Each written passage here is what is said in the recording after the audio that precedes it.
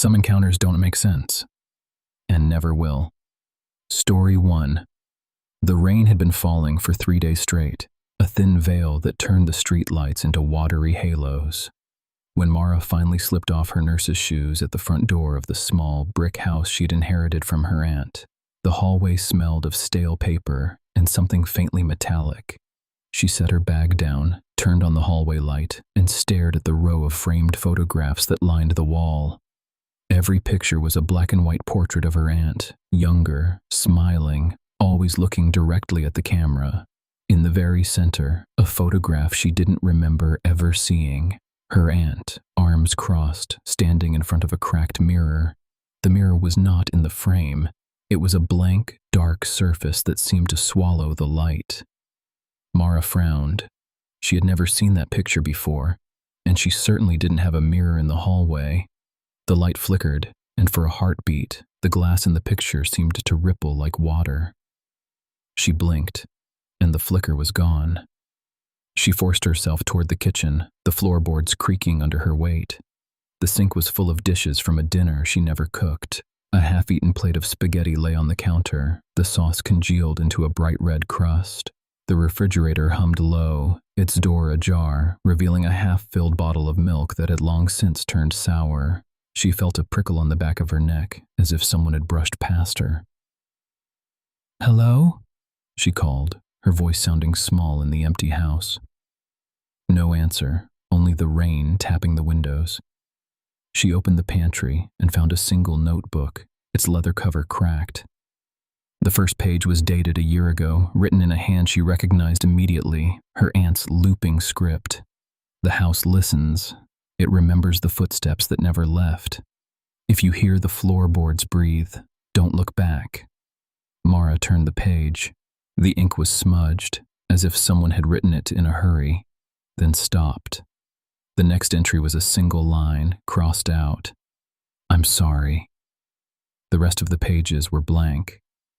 She set the notebook down and heard it. A soft, rhythmic thump, like a footfall, coming from the upstairs hallway. She froze, listening. The sound repeated. Once, twice, a pause, then again. Slow, deliberate, as if someone was pacing the length of the corridor. Mara climbed the stairs, each step protesting under her weight. The hallway upstairs was darker than the one below, the light bulb above the door buzzing. The bedroom door at the far end was slightly ajar, a thin line of amber light spilling out. She pushed it open. The room was empty, except for a single wooden chair pulled up to the window, its back turned toward her. On the chair lay a pair of spectacles, the lenses cracked, reflecting the rain-splattered street. She felt the hair on her arms rise. A sudden, deafening crack sounded from the hallway behind her, the floorboards in the downstairs corridor, as if a massive weight had collapsed. Mara's heart hammered. She spun, expecting to see someone in the doorway. The hallway was empty, the light flickering, casting long, trembling shadows. She heard the door to the bedroom click shut behind her. The knob turned on its own, slow and deliberate, until it finally rested against the door. The room grew colder, the air thickening with a scent she couldn't place. Old wood, rust, and something faintly sweet, like dried fruit. Mara backed away, her eyes flicking to the mirror in the photograph on the wall. In the dark glass, she thought she saw a faint outline, a silhouette that matched her own shape, but the eyes were wrong, distant, hollow. She bolted down the stairs, her breath ragged, the rain still drumming on the roof. The front door was unlocked, its hinges squeaking as she pushed it open. The night beyond was a blackness punctuated by the occasional flash of lightning. She stepped onto the porch, the wood slick with rain, and turned back for one last glance. The hallway light on the second floor was still on, a thin column of amber cutting through the darkness. In the amber glow, the door to the bedroom was slightly ajar, the interior black, and somewhere deep within that blackness, a faint, steady click continued like a clock winding down. Mara didn't look back again. She slipped into the night, the rain soaking her coat, the the sound of the house's heartbeat still echoing in her ears. Story 2. The night the city's power grid went down, the streetlights on Marlowe Avenue flickered out one by one, leaving the block in a thin, gutter-gray gloom.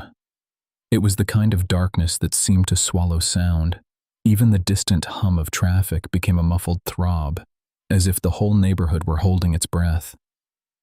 Jenna had just finished her shift at the laundromat, a handful of crumpled receipts and a cold coffee cup in her bag, and was walking home with the intention of taking the shortcut through the alley behind the old brick building that housed the defunct bakery. The alley was a narrow, concrete trench, its walls plastered with graffiti that had long since faded into charcoal, and a single, rust-streaked fire escape that looked like it might collapse at any moment. She was used to the alley. Her parents had taken her through it when she was a child, and she'd always told herself it was harmless, just a shortcut.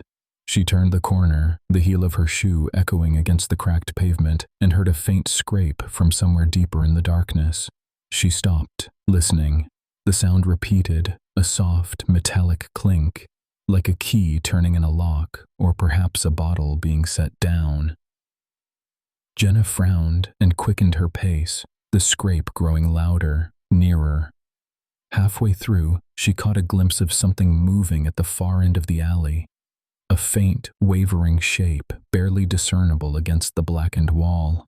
She squinted, trying to make out what it was. A shadow? A stray cat? The figure seemed to be a man, hunched, dragging something along the ground. The dragging made a low, throbbing scrape that reverberated in Jenna's chest. She thought of the rumors that circulated after the bakery burned down 3 years earlier. Stories about the owner's son who vanished without a trace, about the night the fire alarm never sounded, about the something that was left behind in the basement. She shook her head, telling herself it was just superstitions, just the way people filled the void of silence with stories. The man, or whatever it was, stopped at the far end of the alley, near the cracked brick wall. He turned, his head moving in slow, deliberate motions, as though he could sense her presence. Jenna's heart hammered.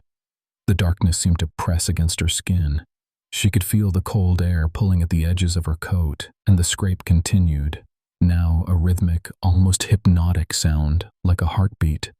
She wanted to run, but her feet were glued to the concrete. The figure lifted a hand, the outline of a gloved finger catching the faintest of reflections from the broken street lamp a few meters away. A breath escaped its lips, an exhale that sounded more like a sigh of relief than a threat. "Hey," Jenna whispered, her voice barely audible. "What are you doing?" There was no answer, only the scrape, now accompanied by a soft, wet thud. Something dropped onto the ground and rolled a short distance, stopping at Jenna's shoes. She stared down and saw a small rusted key, its teeth jagged, lying there as though placed deliberately. Her palm trembled as she reached for it. The metal was cold, colder than the night air. She lifted the key to the dim light, and for a split second, she thought she saw a glint of something else, a flash of silver, or perhaps a reflection of a face, just above the alley's mouth, watching her. She blinked, and it was gone. The power grid flickered back on somewhere in the city, and the street lights sputtered to life, throwing harsh, artificial light into the alley. The man's silhouette vanished, the scrape ceased, and the key clinked against the concrete as she dropped it. Jenna turned and ran, the sound of her own rapid breathing echoing off the walls, her mind racing with questions that had no answers. Later, back in her apartment, she placed the key on a small wooden tray by her bedside. The night's darkness lingered in her thoughts, a weight that wouldn't lift. She stared at the key, feeling the outline of something that might have been a hand, or perhaps the memory of a hand, still lingering in the air. The next morning, the key was gone. She never went through that alley again.